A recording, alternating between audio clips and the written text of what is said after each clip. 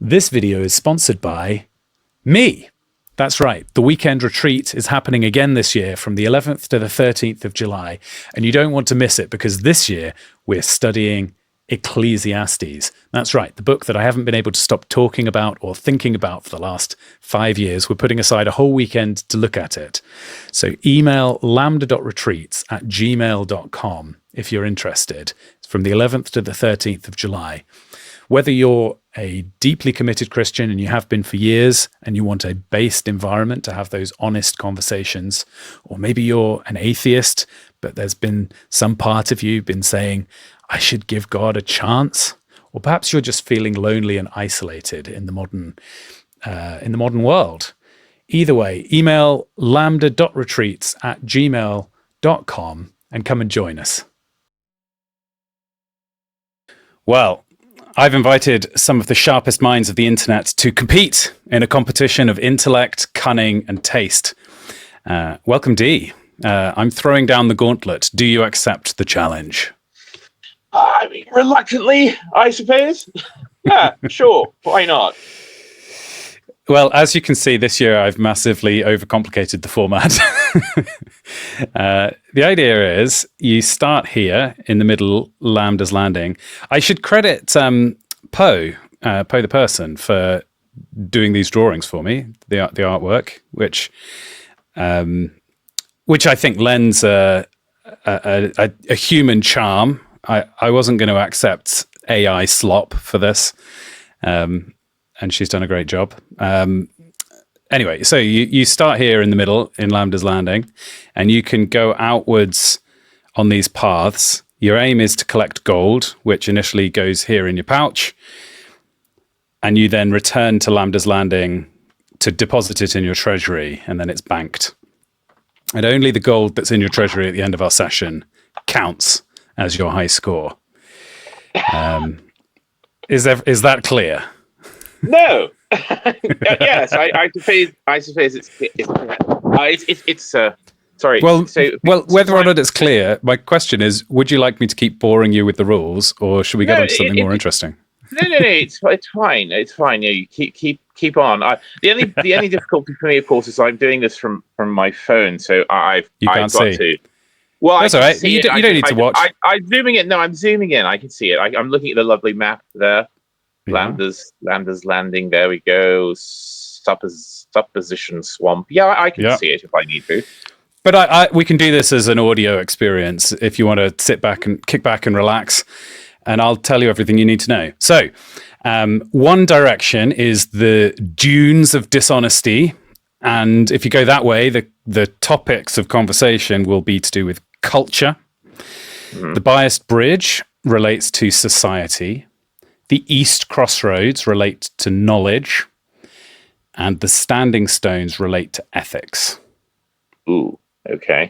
I want to do whatever will take me to buried booty, because that sounds good to me. So, no, that's culture. No, the culture that's thing. That's dunes of dishonesty. Culture.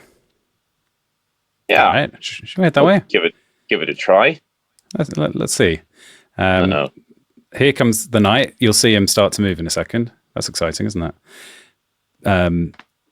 But as you are on your path, you are assailed by the forest striker. Oh, no. The undergrowth parts as a centaur patrol thunders into view.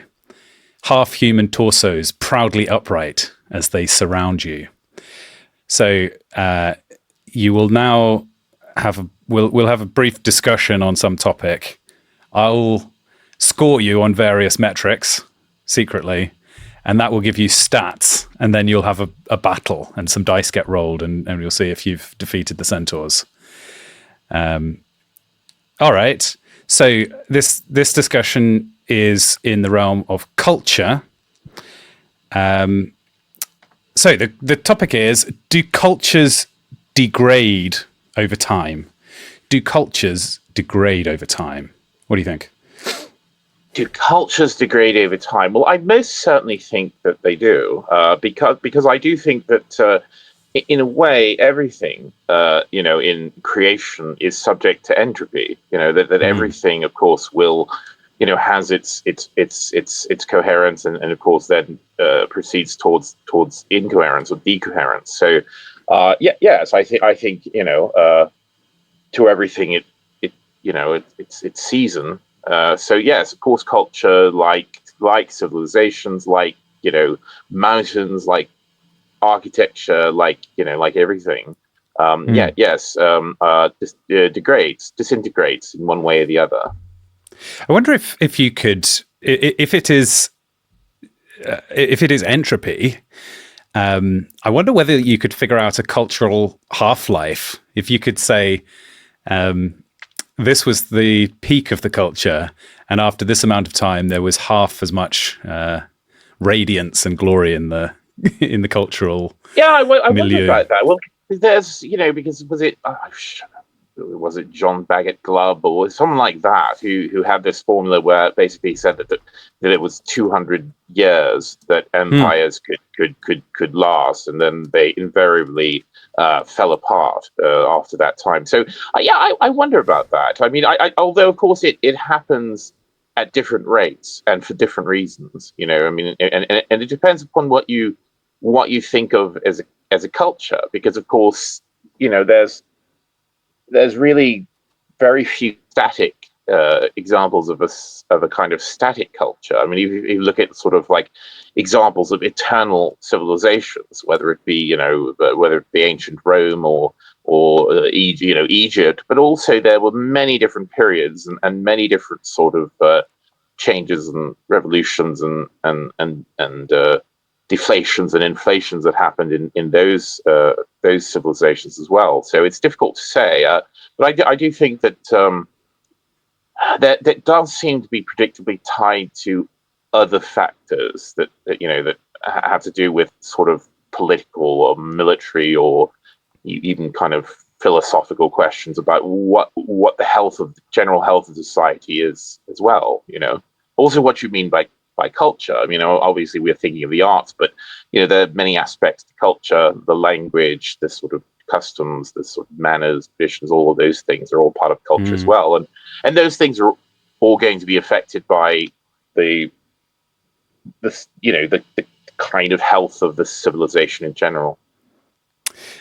To bring up some arguably pulpy and low culture, I remember in my youth I read the Thrawn trilogy, the three books that were published back in the 80s that were supposed to be the kind of sequels to the Star Wars trilogy, and there was this interesting character, Grand Moff Thrawn, who was the Empire's new leader, the kind of military boss of the bad guys. And he would spend a lot of his time meditating and studying artwork from his adversaries. And he used to say that he could understand the people and beat them in the battlefield by looking at their art. I thought this was a fascinating idea, that you could kind of from one artifact of a people, if you looked closely enough, you could understand all facets of them. So you were saying how a culture is more than just the arts; it's their manners, and it's the way they behave, and all of these different things. It'd be interesting to see if you could take a couple of key pieces of art from a culture, kind of defining artworks, and extrapolate from that how much else you could learn about the people. So I think in certain cases that becomes, I'm thinking, of course, of the Rosetta Stone as a great example of a single object, which proved to be, in one way or the other, the key to unlocking a great mystery, which had heretofore been sort of unsolvable or unknowable. What was the nature of this written language that we didn't understand, because of course the link had been broken for so many centuries between the ancient Egyptians and then of course the kind of late kingdoms and then everything that came afterwards. So So I do think there are cases where that's certainly true. I think that on the other hand, and of course we think of archaeology doing this. We think of we know of certain civilizations only through their artifacts. We in fact we name them. You think of the Bell Beaker cultures, and the many examples of kind of groups of people who are named after pots that they produce, and that's all we have. But particularly as you go further back in time, there's going to be fewer and fewer durable objects that remain from these people's sort of hand in production. So, and in many cases, of course, absence of written language, absent records or anything like that, you're going to have to surmise everything from the products of their culture, their handiwork, whatever. It must be an amazing thrill to be an archaeologist. Imagine pulling a Roman coin out of the soil and feeling almost as if a Roman had handed it to you through the centuries. Like you can hold it just as they did, and it's the same reflectivity, it's the same size, it's the same weight in your hand, and it's the nearest thing to time travel that we have, surely. Yes, and I've been sort of at the outskirts of that. I once had the opportunity to I take taste. I didn't actually have a quantity of it. I just basically got to put my tongue against some residue and got to taste honey from ancient Egypt, and and of course, the sweetness was detectable, and I thought that was a very profound. That was a very profound experience for me, and again, because it is just like, particularly taste, because this isn't something that there's hardly any sort of manifestation of this, that of anything that's going to be left of food after that long, So yeah, that was particularly sort of amazing experience. But yeah, I obviously, and I've done other things. I've gone with metal detectorists and picked up things from the Thames and whatever. So yeah, it is a bit. I mean, not an archaeologist, but it is a bit like that, where there's this physical thing, that goes from one hand to the next over centuries, and there's something quite magical about that. Do you think a person has a half-life in terms of the quality of their output? For example, mathematicians seem to make most of their great discoveries in their early 20s. And actually, the same used to be true of musicians, that like the Beatles did almost all of their songs in their very early 20s, and the Rolling Stones. And it feels like there's almost this magical moment in your life. And if you don't make your productive output when you're kind of firing on all cylinders. On the other hand, you could say somebody like David Bowie, or Elton John, somebody like that, who's have had hits and reinvented themselves in decade after decade, and kind of managed to evade entropy in their own life. So what do you reckon? Do most artists have a brief heyday, or is that just a kind of a laziness, a self-imposed? Are we able to cling on to making meaningful output if we want to? Oh, I think that, again, as with anything, there is truth to that, but again, there will also be statistical outliers, where that isn't always the case. I do think if you want to take a materialist sort of interpretation of that, then sort of scientific one, then it's got to do with neuroplasticity, which of course reaches its zenith and its at that sort of stage of life, and then of course there's a gradual degradation. As I said, there's always going to be kind of an entropic process that's going on, and so yes, that's a sort of time in the life of your brain where you have everything working at its peak performance, and before things start to interfere with that. and there will be a diminishment, and of course I remember reading about the American physicist Richard Feynman, who early in his career as a physicist mathematician, that he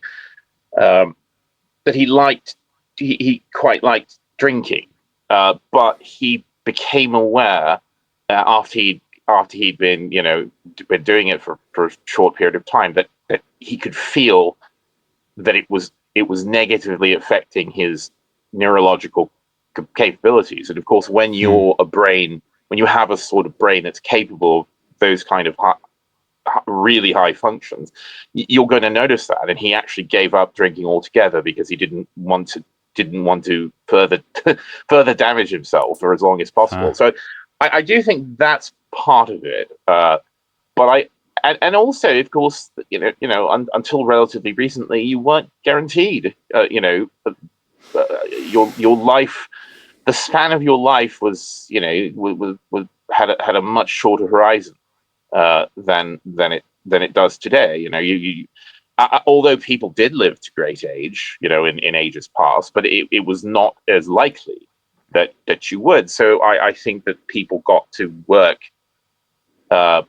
much earlier because, again, there was more of a sense of urgency, because who knows how much time you've been allotted. And then I think there's, of course, the kind of more ineffable and more spiritual side of it, that I do think that inspiration does flow from a divine source. It does flow, does flow from a wellspring that is beyond our capacity to control. And I know that in my life, in my creative life, there was a point when I was younger, when I was in my 20s,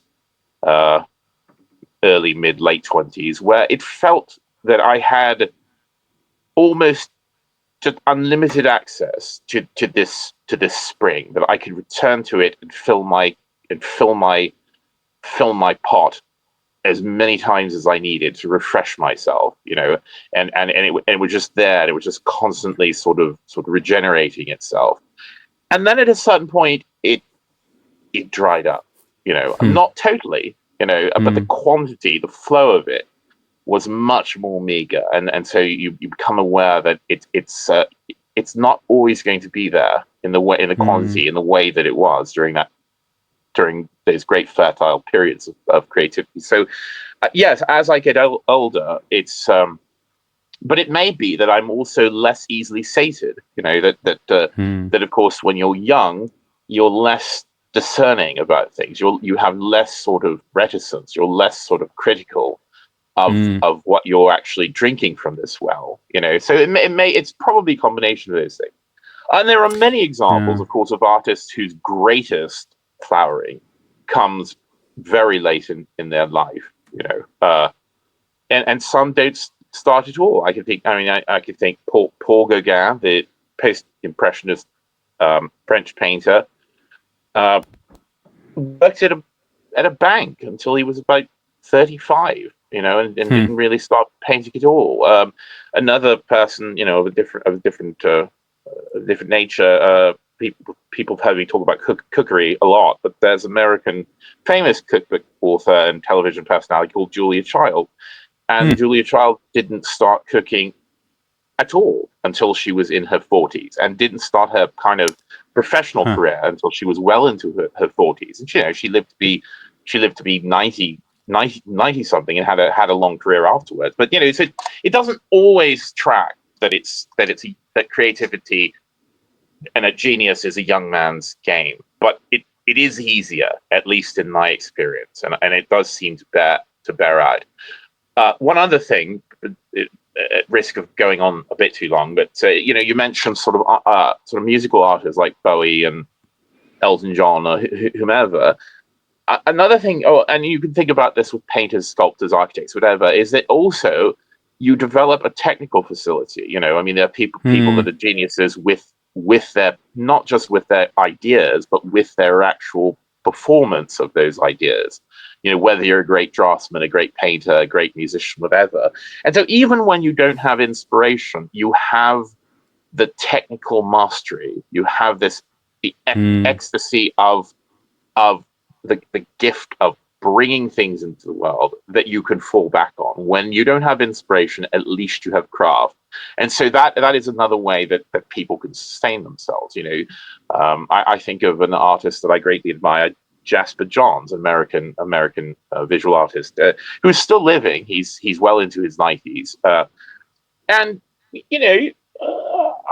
I admire him so much for his great innovative work from his younger years. And I would say that, of course, the innovation, the kind of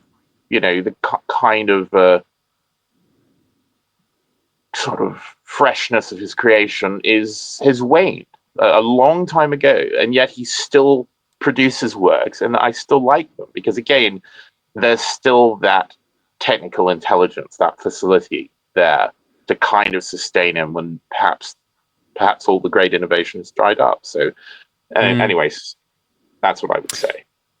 Yeah, well, don't worry at all about the time, because the whole point of these streams is to have interesting conversation fundamentally, and we shouldn't. No, I want to beat the centaur. I want to beat the centaurs. All right, should we do battle then? Let's see. I've prepared all the numbers, and now a great calculation shall happen to determine whether you've been successful.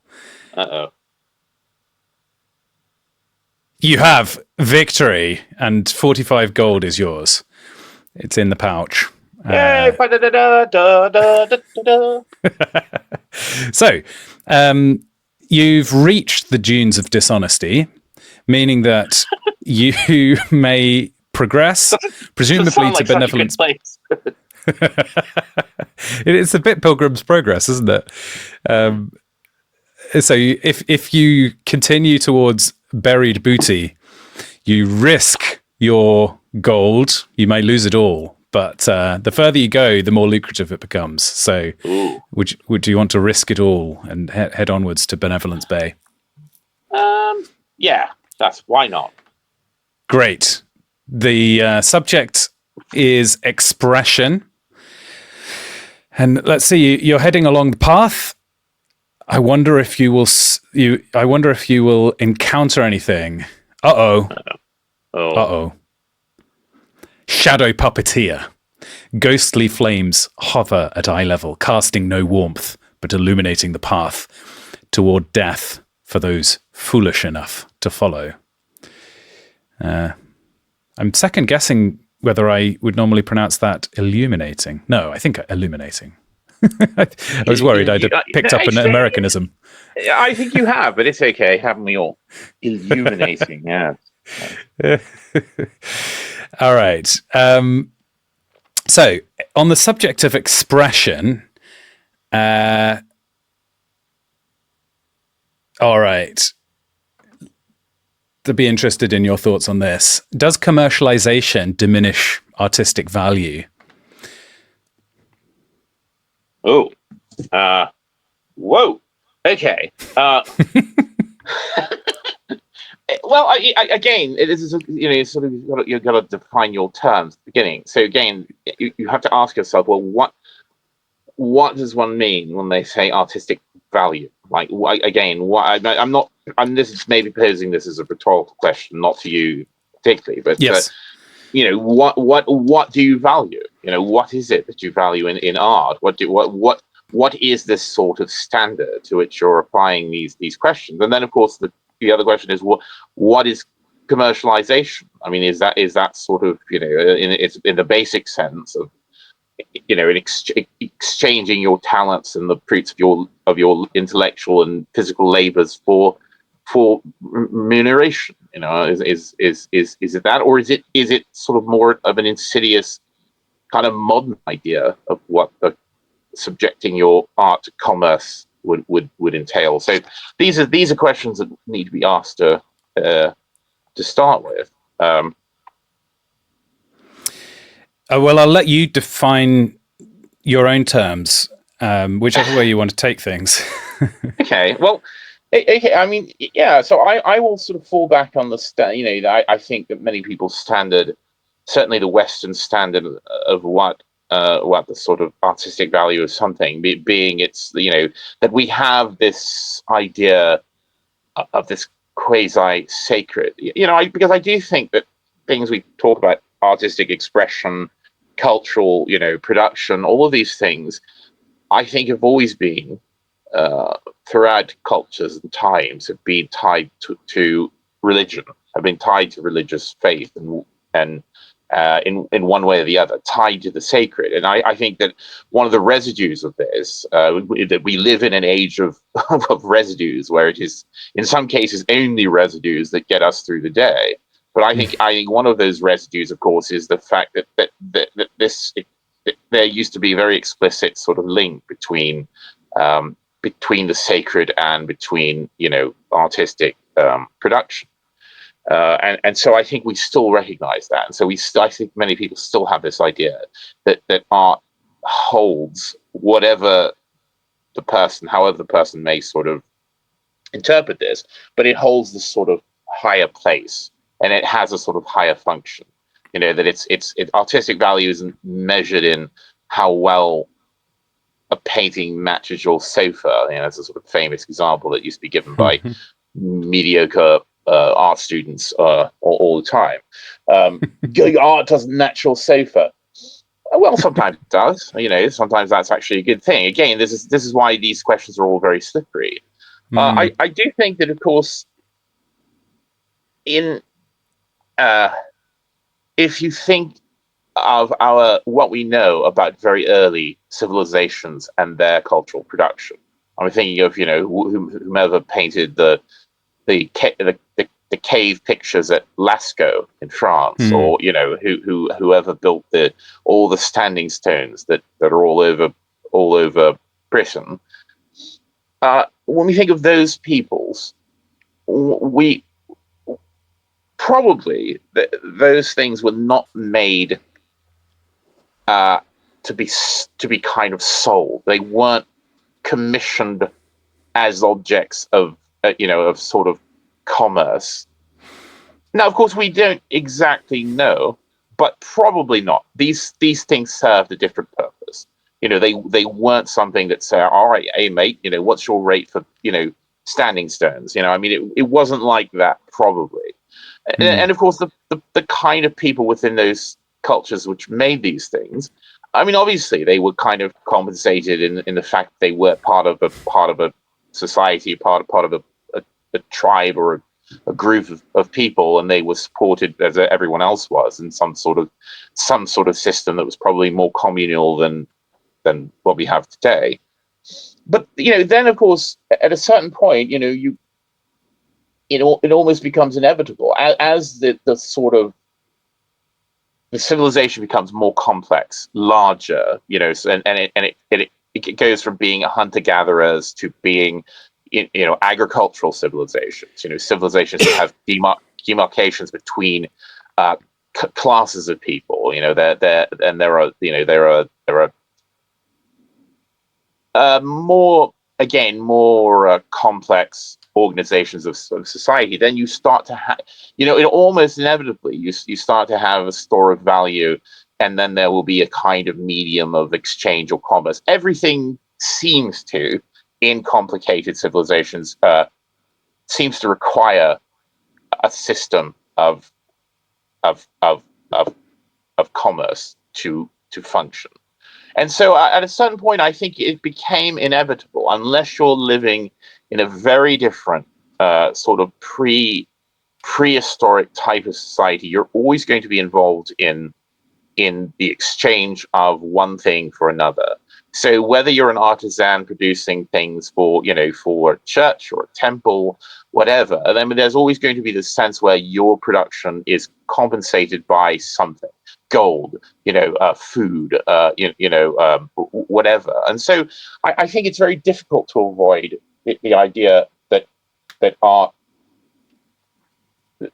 Art is necessarily part of this, because it's just the way that more complex civilizations tend to operate.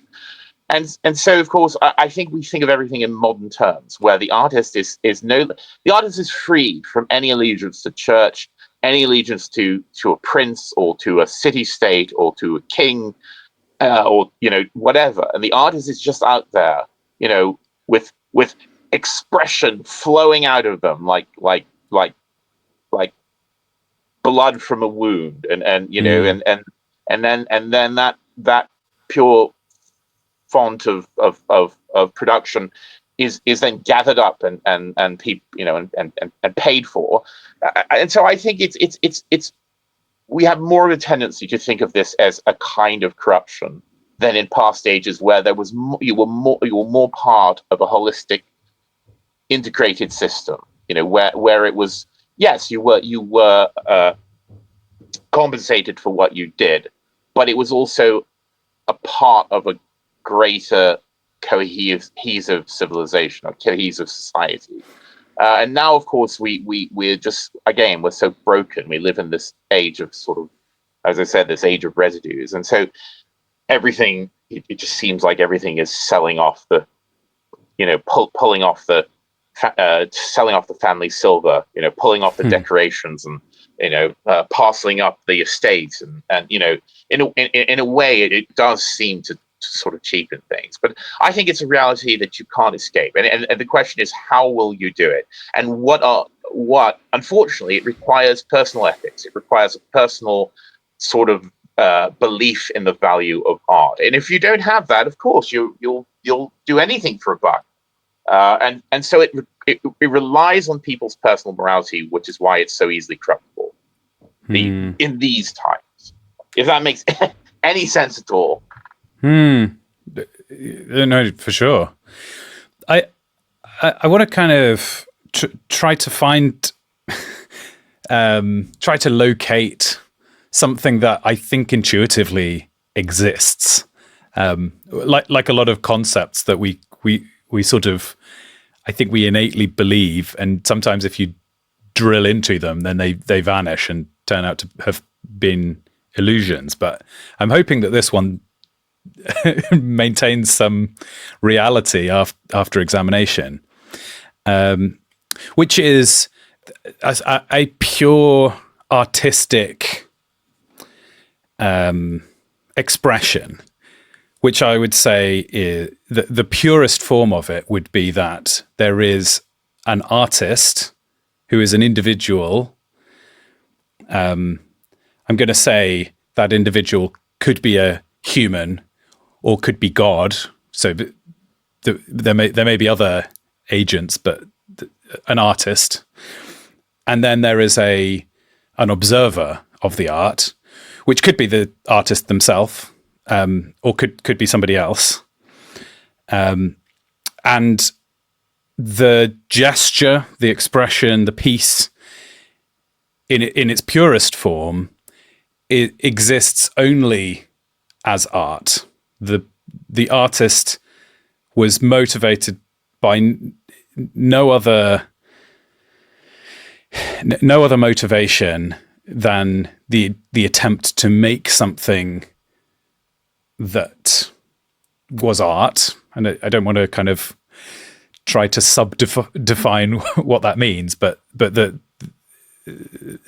thing that is then seen and recognized as art was created by this artist, and that very pure form can then be diluted, and it's not necessarily worthless if it's diluted.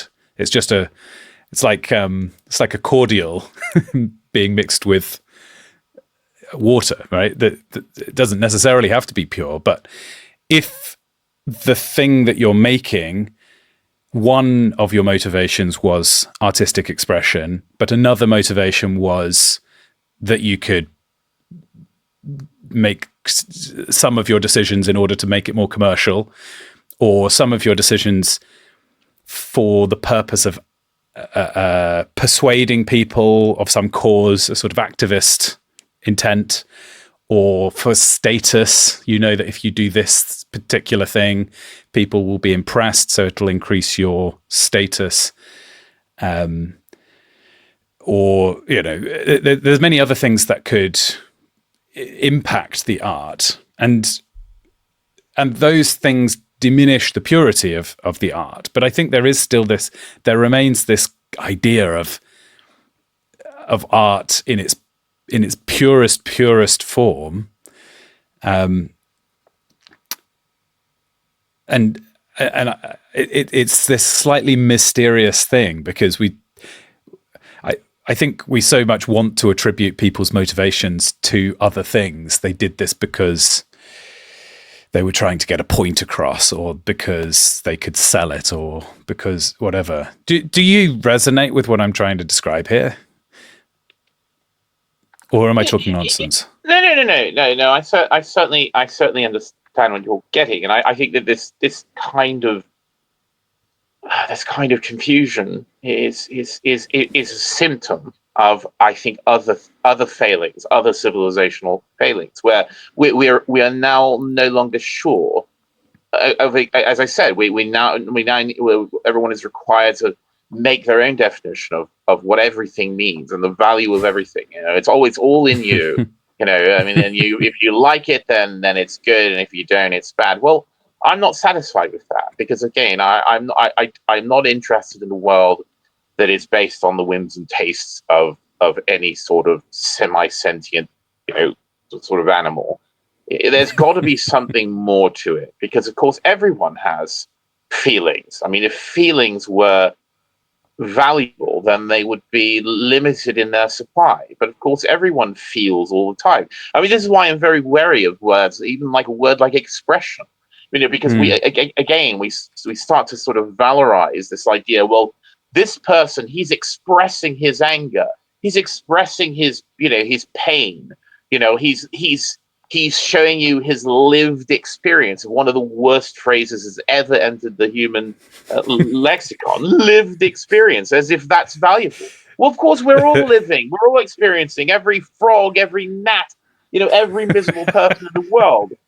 Of course, we experience things, and that's fine. But there's got to be something more valuable to it. Again, just because you felt it and you shat it out onto paper or canvas or musical notation or whatever, doesn't mean that makes it good. The strength of your feeling, whilst important to you and maybe to people who like you, the strength of your feeling isn't enough to carry something into the realm of art. Yeah. Well, yes, as caveat. So I've ruled out the profit motive as a part of art. I don't think that's so controversial. I would also rule out a therapeutic purpose. If the thing that you're making, if your reason for doing it is to kind of self-soothe or to work through something traumatic or whatever, like that reduces the artistic. Art to me exists in a sort of spiritual plane. I'd also, having said that, maybe this is even more controversial. I think art that I'm hesitating to say this because I haven't really thought it through, but I think if the thing that you're doing is an act of worship, I think that's also different from pure art. Now that's going to, I think, raise some objections, but I think to make something beautiful, craft, with a high degree of effort or a high degree of beauty for God as an expression to God, a sacrifice, a worshipful communication to the great Creator. That is a brilliant thing to do, and I strongly encourage people to spend time doing that kind of thing. But I still think that should be distinguished from the activity of being an artist, where art is, in a sense, for its own sake. It is a sort of it is a separate activity from anything else.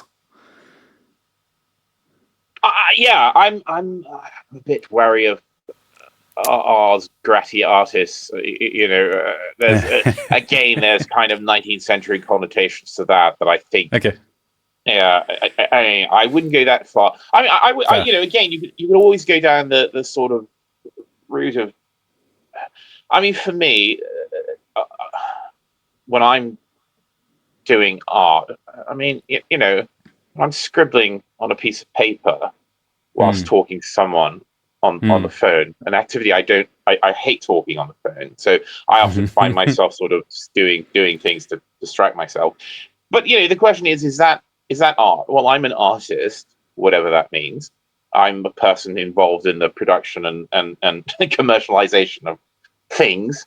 So it's something I did like that. Is that art? When I Well, sort of I don't think whether you spend part of your time professionally making money from the activity has very much to do with it. And I don't think it has to be a pure expression of art. If your doodling is 1% of it is art, then we can acknowledge that 1% as being art. I don't well, think, I'm not trying to be a purist about it.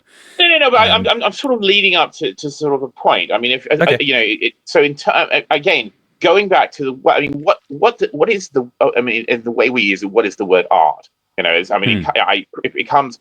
I don't have the OED with me at the moment, but as far as I recall, it's ultimately Latin. It comes probably via French.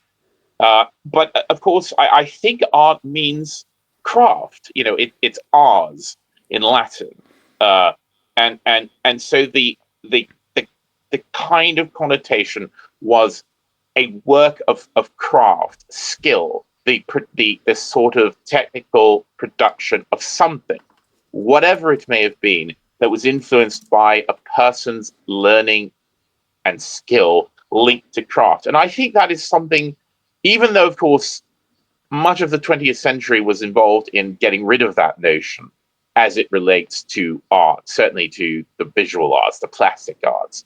Uh, as much as we, or quote, we wanted to get rid of that notion, I think it is still part of people's understanding. I think that, that that we still think of the superior craftsman as someone who has a manual talent.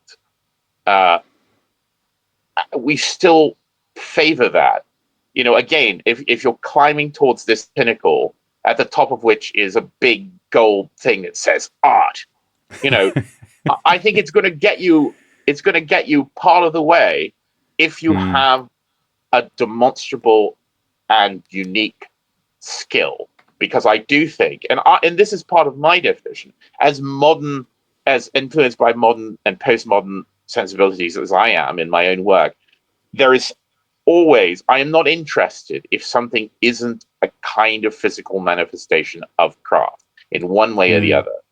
And the other Interesting. part, but the other aspect, because of course there can be great craft, but it does not necessarily sort of transcend to this higher level, because I think that the other Hmm. component is the ineffable and the unknowable. I mean, for me, at the heart of everything that I've ever done that I feel is moderately successful as a work of art, there is complete unknowing in terms of where that came from, why exactly I did it, what attracted me to these ideas. Obviously, I've got lots of ideas rushing around, and I have certain understandings of why I do this or that. But ultimately, I have no idea where Hmm. the best stuff comes from, and I like it that way. I think that Hmm. all artists, again, who produce, we have this idea of the masterpiece, which is tied Hmm. to the academy. I mean, that's a sort of academic term, literally a piece that you make to show your craft, so that you can be entered into a guild, or later on into a learned society, a university, whatever. You make your masterpiece. You prove your worth with your artifice.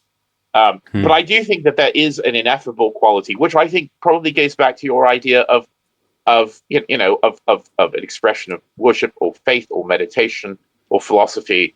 I think it's got to be these muses holding hands. You can't just have one of them. You just Right. can't have prodigious craft, or you can't have Yes. expression, or you can't have personal philosophies or feelings. It's got to be all together, and that will give it the weightlessness that will lift it up to this pinnacle. So yeah, I think we got there for different reasoning, but I think we're trying to express similar things. No. Yes. No, that's very helpful. I mean, partly I'm grappling with these things as I say them out loud, and your pushback and your kind of slightly different perspective, I think, does clarify my own thoughts. I think you've progressed my own thinking on this topic. So let's see if your battle with the shadow puppeteer is a success. Victory! Hey! Right. Amazing. Let's carry on then. So you have only one stop remaining to reach the buried booty. You've got 90 gold in your pouch. I'm guessing you want to continue at the risk of losing all of your gold. Oh, I don't like it. I suppose so. Well, because I don't. Then what do? I go back. You go back, and you'll never reach the buried booty. So, all right. Buried booty is music. That is the topic. Oh. All right. Not what I had in mind. If that's okay. Well, let's see how it goes. Visions of doubloons dancing in my head. But no, that's all right. Yes. Does commercialization reduce the valor of a knight on a quest in the Gauntlet? That's the question philosophers have really been wrestling over. A lancer steps out into your path. Steel gleams as the knight levels their spear. It should say his spear, shouldn't it? His stance. Yeah. Perfect after countless battles. His armor bearing the insignia of a forgotten order. All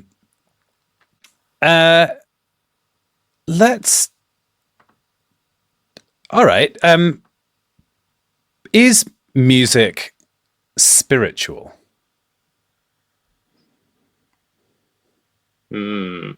Is music spiritual? Spiritual. There's that word. In some ways, of course, I dread that word, because again, that to me, it's sort of speaking of residues, it's spattered with the residue of kind of accursed sort of pop culture. I'm not religious. I'm spiritual. I'm just spiritual. Yeah. I'm just spiritual. Well, I feel the same way about the word religion. I remember someone at university asking me if I was religious, and I instinctively answered no. Not because I was embarrassed about my faith, but because I'd been brought up with the idea that the Pharisees were religious and true faith is a relationship with God, Oh, that's a particularly Protestant way of thinking about things, but that's okay. I know.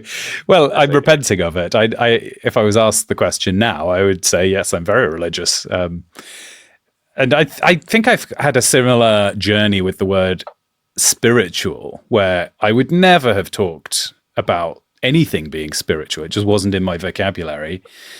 But I now embrace it a little bit more, at least.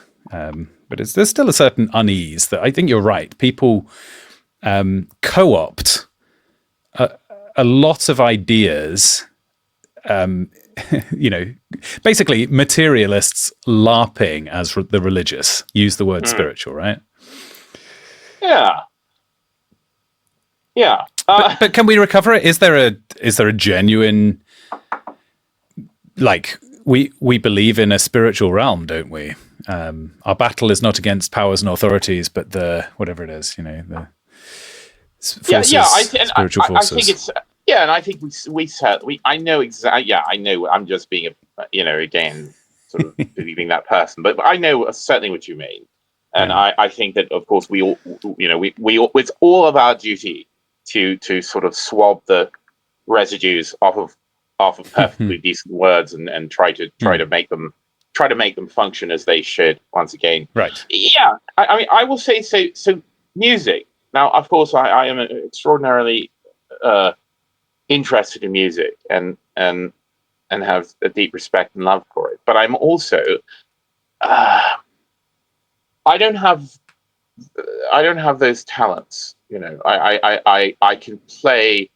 I mean, people know that I used to collect sort of analog synthesizers and sort of things like that and stuff. But I don't have any facility whatsoever with playing any instrument at all. I was not given that gift, really. I can sing decently well. My voice is fairly good, but of course I've never had any sort of training. Again, I am a complete admirer, an outsider to music in that sense. So it has always interested me and sort of mystified me because it is because I do so many other things. I mean, part of Mm. my production as an artist, I do all kinds of things. I do sculpture. I've done film. I've done video things. I've even done sound pieces that are related to other things that I've done. I've done printmaking and all sorts of things, book printing, all kinds of things. But one thing, of course, that I am not able to do is produce music of any higher order at all. So, of course, there is an essential mystery which I cannot really approach in that people who are gifted with skill and ability in music, of course, will know very well.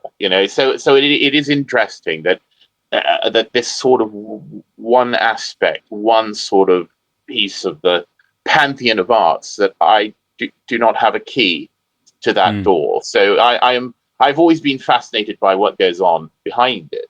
I do envy musicians because I do think that is a purity, an unassailable purity to music that is not necessarily uh, present in the visual arts, in painting, in photography, and in anything like that. I think that you start to get it starts to get everything becomes invaded by other aspects of the mental process, and so of course I think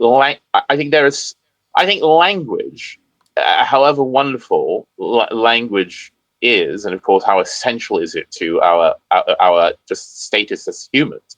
In the beginning was the word, but also I think that language can be a pernicious transmitter of things that you don't necessarily want attached to your divine production. And I think that Mm. music, and even though of course language can be tied to music, obviously lyrics, songs, all of that sort of thing. I mean, it is involving that, but there is a domain of pure music which Mm.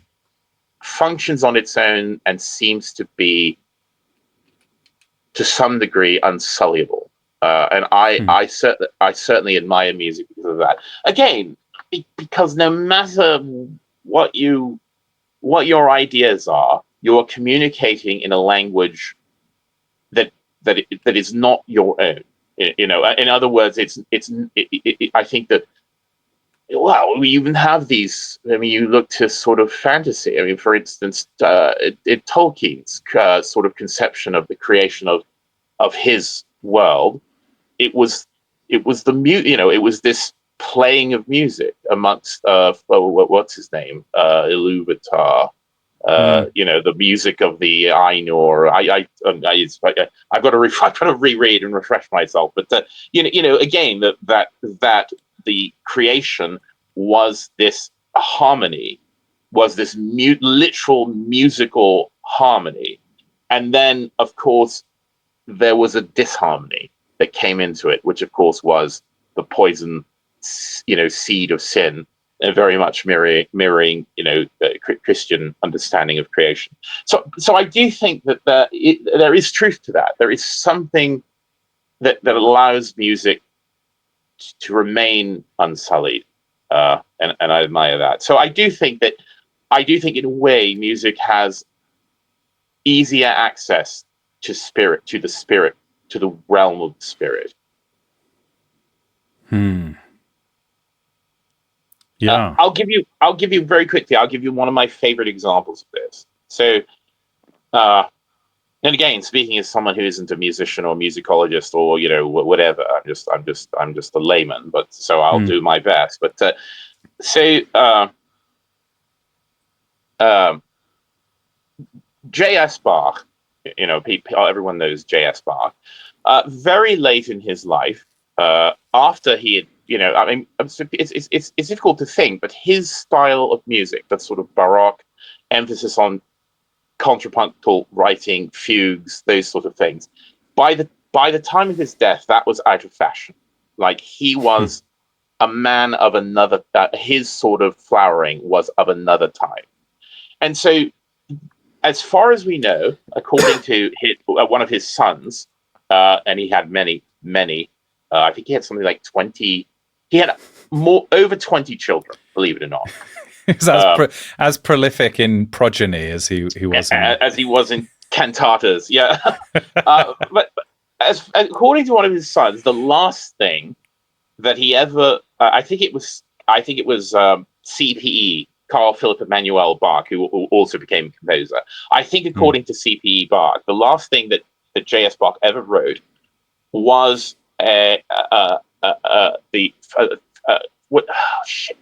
he wrote a work called The Art of the Fugue, the Kunst der Fugue. And there's some debate whether this was meant to be just a sort of basically a didactic thing, a manual for all the things you could do with kind of fugal and counterpoint. And each part of this series of works is called contrapunctus. Contrapunctus 1, 2, 3, 4. And it goes up to 14. And 14 is the final one. And in Contrapunctus 14, which is unfinished. So at the very end of the autographed manuscript, Carl Philipp Emanuel Bach wrote something to the effect that at this point the composer died, that he didn't finish the work. And so the final fugue of that cycle of works is not complete. But there is a moment, prior to point where Bach stopped doing this, there's a moment where he introduces, and now again, if you understand fugal writing, you get subjects and counter subjects and things that you sort of insert at various times. Musical, and the art of the fugue. I mean, what's so interesting about it is all these pieces. Start. I'm sorry if I'm going on too long, but no, this is great. Okay, please. I'll make my point very quickly. In fact, I'm pulling up an audiovisual thing so you can hear the subject. So here's, and this is public domain, so it's not going to trigger anything. This is the principal subject of this entire cycle of works. That's not a good. Here we go. Is this a good iteration of it?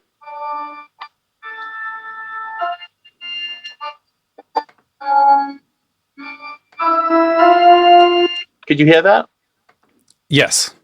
Yeah. Da, da, da, da, da, da, da, da.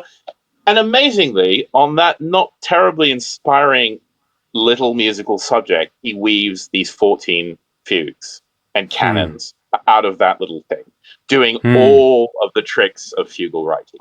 But back to the idea of spirit, back to the idea of divinity, is that near, in the sort of middle, maybe the less the middle, more the kind of second third of the final Contrapunctus 14, Bach introduces another subject, and what he does is he takes his name, his surname Bach, and so in, of course, German musical notation, that would be B flat, A, C, and B natural. I think in German that would be H moll, B natural. So hence it spells Bach.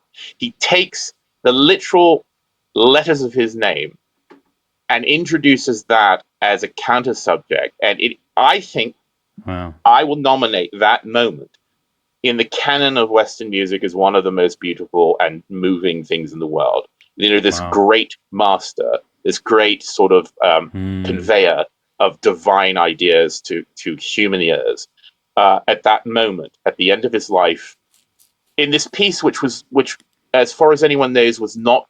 It's not written for any instruments. It seems to have been just a piece of pure musical writing, which he never heard anyone else perform. Obviously, he comes back to his own name and uses that beautifully as a counter subject. So if you have a chance, the wonderful thing about the art of the fugue, of course, because it's not written for any particular instrument. You can find all manner of. You can find saxophone quartet versions of it. You can find a cappella, a cappella voices. Jazz, jazz. What is that thing they do? It's called scat singing. Oh yes. Scat, yeah. I mean, you can find any sort of thing. There's many people playing it on the organ, many people playing it on piano, whatever, and you could listen to a recording of it, particularly the last one, and it's an extraordinarily moving piece of music. But for me, I always say that's my evidence that this is something that is so beyond our comprehension, and that is something that to me always pushes my consciousness to the divine in a way that I don't understand. So I think you're absolutely right, and I envy musicians because I think that they have they wield a special magic that I can't.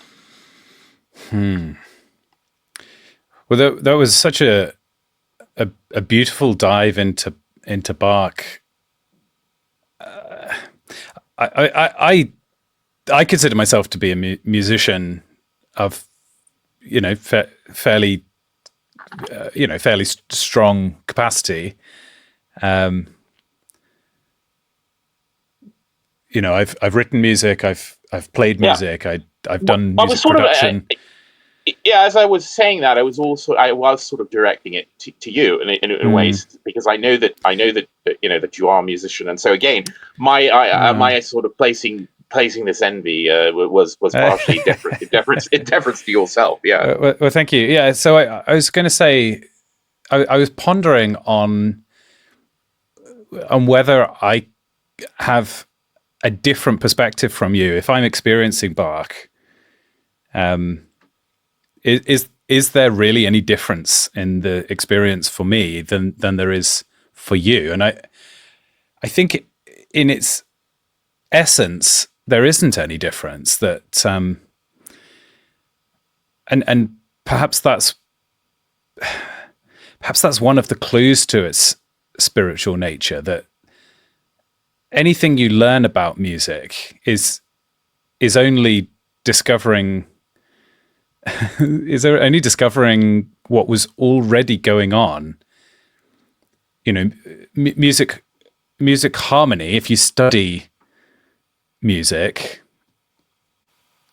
it's only like the root of the study of musical harmony is in trying to kind of put some framework and some language around the reaction that people had to the music before you started to investigate it. It doesn't work the other way around. You can't, which is partly why. So like Schoenberg and the 12-tone row and all of this kind of attempts to. I actually greatly admire Schoenberg's music. And it's, but it was an experiment that succeeded or failed based on the effects that music had on people when they listened to it. You can't kind of manufacture a musical experience without a person in the experiencing it. It's meaningless to say you can't kind of declare music that this sound is going to have this musical effect. You make the music, and then you discover the effect that that it has on people. And and so in that sense, somebody listening to Bach who has no musical facility themselves is in no lesser position to have that musical experience. But I suppose as a musician, the one thing you have, the joy of being a musician, the thing that I think you you maybe are right to envy, is that you can have the joy of gifting a musical experience to somebody else in the same way as if you make somebody a sandwich and then you get some pleasure in the fact that they're enjoying a delicious sandwich. A bit higher order than that. But yeah, I see. I'm picking up what you're putting down. I will say that the other thing, of course, is that even someone who is ignorant, about a kind of, I'm not ignorant. I know sort of basic things about harmony, basic things about whatever. I can read music, things like that. But even someone who can't do any of that, people can detect when things are out of tune. People can detect when you're flat.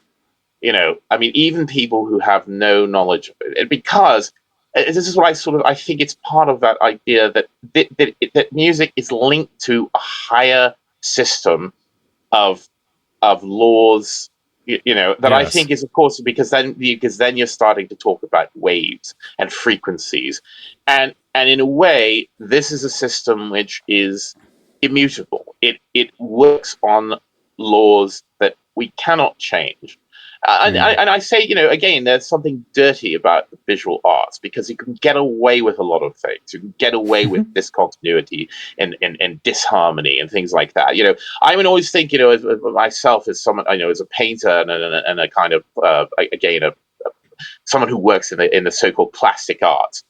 Is as I'm akin to an alchemist. I'm in a filthy laboratory digging around in pigments and dirt and colored dirt, and I'm smearing them around in a miserable way. I'm trying to make something transcendent out of that. And whereas you're sitting around in a lofty world of vibrations, of cosmic celestial vibrations. And again, no matter how much, I mean, the thing about, I really admire Schoenberg.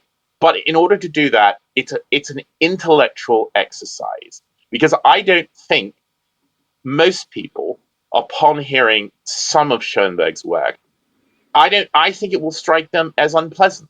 And I think that was the problem with all of it, is that it was a brilliant and interesting intellectual exercise. But again, what is that line from Network? You have meddled in the primer forces of nature, Mr. Schoenberg, and you must atone. But it's unpleasant in a particular way that reflects something of human experience. Well, look at it this way. I think the most successful musician of all time, in terms of whose music has been heard and appreciated more than anyone else, is John Williams. Now, all right. You're probably right. That doesn't necessarily say that his music is better than whoever else you want to compare. We were just talking about Bach. I don't think John Williams would for 1 second try to claim that his music was of a higher quality than Bach. And he has classical bona fides, particularly with the guitar. Yeah. So I mean, he has his own thing. I will very briefly though. I will jump in that the strength of. Okay, go ahead. No. Please finish your interruption. I was just going to say that you've got to be careful with John Williams, because the reason that his music is being heard and is so meaningful to people is because it is also connected to images. It is connected to a story. It is connected to various theatrical properties. Not all of it, because as I said, he did write legitimate music. Have you heard Camille Paglia talking about Revenge of the Sith? I have not.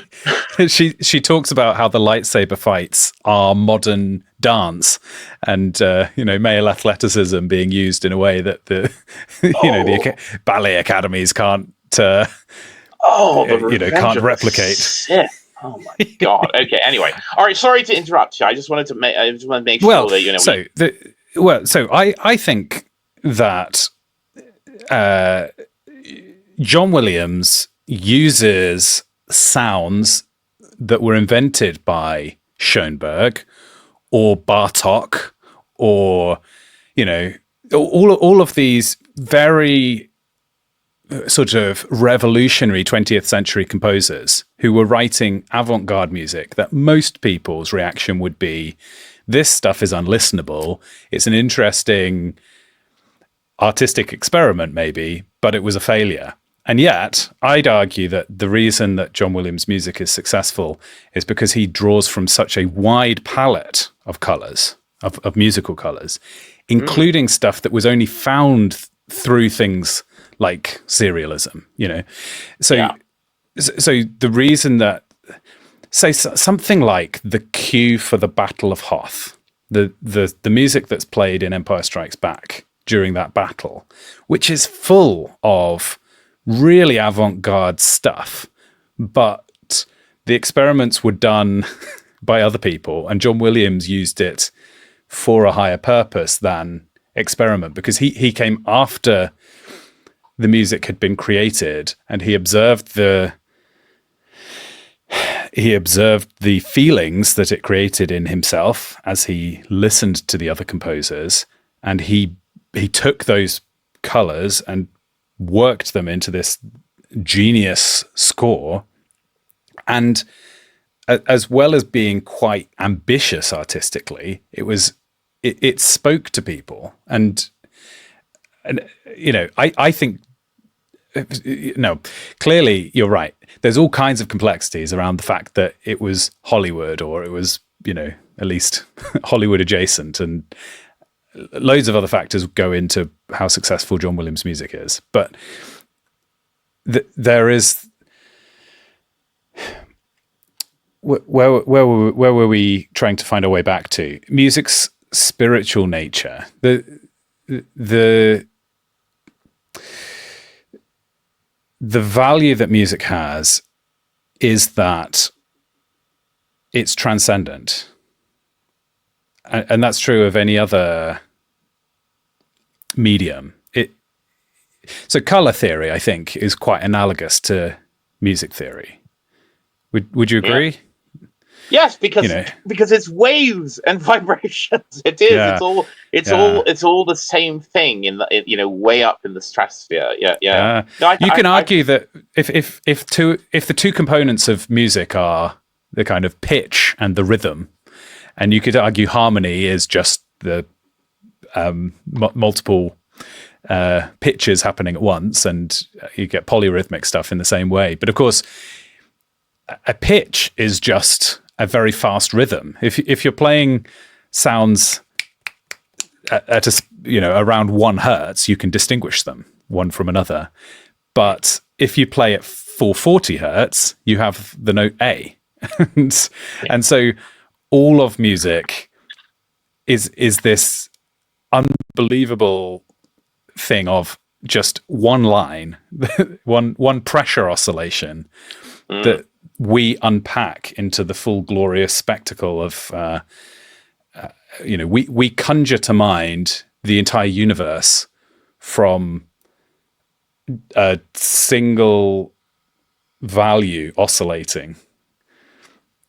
A very limited palette, because as far as I understand, that the range of our hearing is much narrower than the range of our color perception. I mean, at its best, I believe so. I believe that's true, because of course we cannot hear millions of frequencies, but we can, of course, see millions of colors or distinguish between millions of colors. But of course, in a way, we're still trapped. We still have the kind of visible spectrum, and that's a very narrow thing. And just as our hearing spectrum is a narrow thing, so it's very interesting to sort of compare the two things. A couple of things that came to mind as you were speaking, I just want to bring up is that I was thinking about, again, interrupting you, about John Williams being dependent upon kind of story and images and things. But it all made sense because you said, well, of course, Williams was in, he was able to include ideas from serialism and Schoenberg and all that. And the interesting thing about Schoenberg is that I think he was really one of the last of the Wagnerians. He sort of took Wagner to extremis, and of course he was the last of that generation to have actually sort of lived to some degree during that period. But the interesting thing, of course, is that Wagner, I think more than anyone else, was the progenitor of how we think about cinema and music. Because again, I can't remember the German word, the Gesamt, the whatever German word, meaning like the entire work of art, that the Ring of the Nibelungen is this sort of cohesive blend of music and singing and story and visuals, and that Wagner wanted it to be this sort of complete, totalizing work of art, and to me that sort of set the stage for how it was taken by cinema, and we still sort of, I think we still sort of think of, we still sort of have film as a kind of reflection of this Wagnerian idea. So it is interesting that I think those things are more related than I initially thought and gave credit. Gesamtkunstwerk, I think. Gesamtkunstwerk. Yeah, exactly. Yeah. So there's something to that. And I think of a favorite film director of mine. It was Stanley Kubrick. And Kubrick famously just cut out the middleman and brought the composers straight to you. In that in many of his films, he just used music. He just used classical compositions. I mean, you think of The Shining, or you think of 2001: A Space Odyssey. He actually commissioned a complete score for 2001: A Space Odyssey and then didn't use it. And he used all the music that he had been thinking about. So he's using Richard Strauss. And then he's using very, at that time, contemporary composers like Georgi Ligeti and Christoph Penderecki. And, I mean, some of the really striking, weird music from those films, they're these orchestral pieces written by 20th century composers. So I think you can hear Ligeti in Williams as well. Absolutely. And Penderecki and I think Bartok. I think in The Shining, he Kubrick uses Bartok as well. So if the first thing people learn about John Williams' music is the idea of a leitmotif, that he has these little phrases of music that are associated with characters, and that's a Wagnerian concept. That's absolutely a Wagnerian thing, and that is done, I mean, all the time, because it works very well. I mean, you think of the Lord of the Rings, I mean, the very specific characters and groups of people like the Rohirrim have, they have their leitmotif, and you it well. Everyone did, and then everyone knows the ring. The ring has its own leitmotif, and Mordor has its own music, which again goes straight into the Bartok territory. And of course these things sustained because they work so well. And yes, Bartok's music for strings, percussion, and celesta is used in The Shining quite famously. So, but to go back to this long history of music that has led to the music of today, it's I guess what serialism tried to do was to break ties with history and say we're going to forget everything we know about classical harmony and anything about tradition and go. It was kind of like that. What's that fake language? The Esperanto. Esperanto, yeah. Yeah, it was like the Esperanto of music. But Williams draws back further than Bach because, for example, he uses the Dies Irae, the tune of death. And pulls that apart, and and somehow that lives in our subconscious, I guess, in a way that means we we still resonate to that, even if it's hidden, even if we can't kind of articulate it. So it's similar to how you were saying Bach spells out his name in the form of letters. Now, you could argue maybe that one way of looking at that is it's the composer kind of signing some cryptographic message for their own amusement, and it has no musical significance. But I don't think we can be that trite. Surely there is some ethereal set way in which humans can connect ideas, even though there's no kind of rational way we kind of could. You're not going to know. Yeah, you're not going to know that unless you've read about it, or unless you know music so well that when you get to that bit, you're going to recognize that in German. And again, it only works in German notation, of course, because we don't have a H in English musical notation. So, yeah, I mean, but I think in a way it was just a sort of deeply personal thing. And it's also, again, it was as I sort of mentioned about the whole work, it's based on a not terribly promising sort of aria, I mean, it's I mean, and actually, if you listen to the note, here's the BACH. Not a terribly promising little ditty to start with, but of course, because Bach at that point was also saying, I can take anything, anything, and find a beautiful germ of a sequence.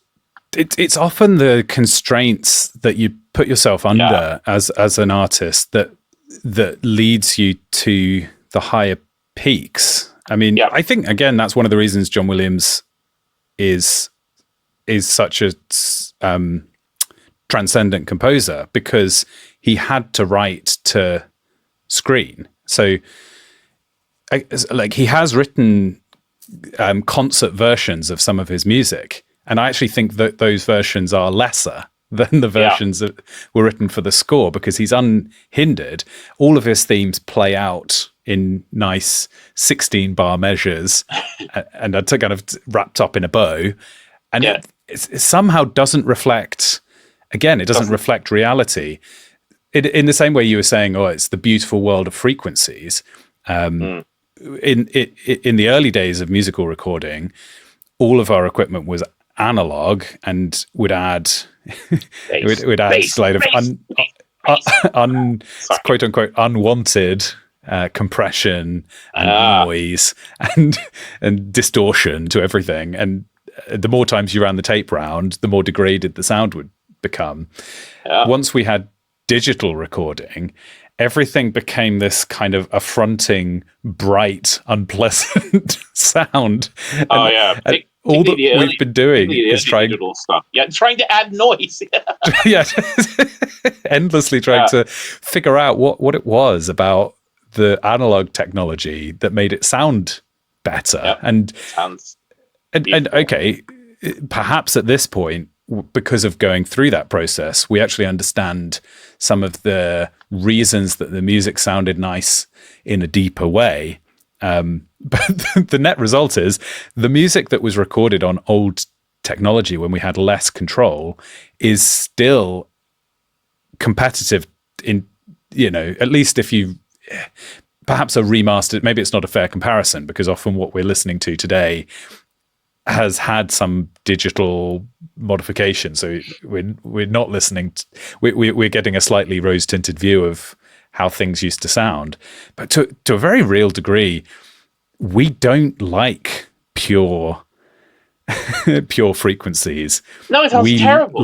We like texture. And in the same way, if you're say if you're a digital artist making a game environment, 3D models and texturing and so on, almost without exception, the more you can lean on capturing the real world without, if your textures are made from photos capturing, maybe 3D scans, things like this, there is just deep, complex patterns that we recognize about reality in this complex way, and our fake version of it is always going to feel uncanny and unpleasant. So we always want to kind of, we're forever in this quest of replicating God's creation, and every time every generation we get one stage further in understanding the world, and yet there's always an infinite distance between our best creations and the actual reality of the universe that we live in. Indeed,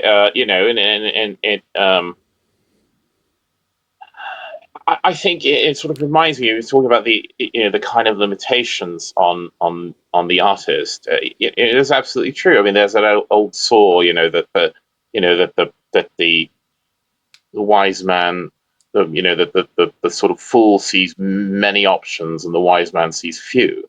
And I think that it's that's also the case with art. In a way, it is this sort of and with everything else. I mean, again, when you quote free, when you free modern man, when you turn man into an individual and set them loose in the world with no mooring to history, no mooring to faith, no mooring to ancestry, they're just lost. It's a babe in the woods, a lamb without a shepherd. So I think there's truth to that, and it also reminds me of what is it? I want to say it's the Diamond Sutra.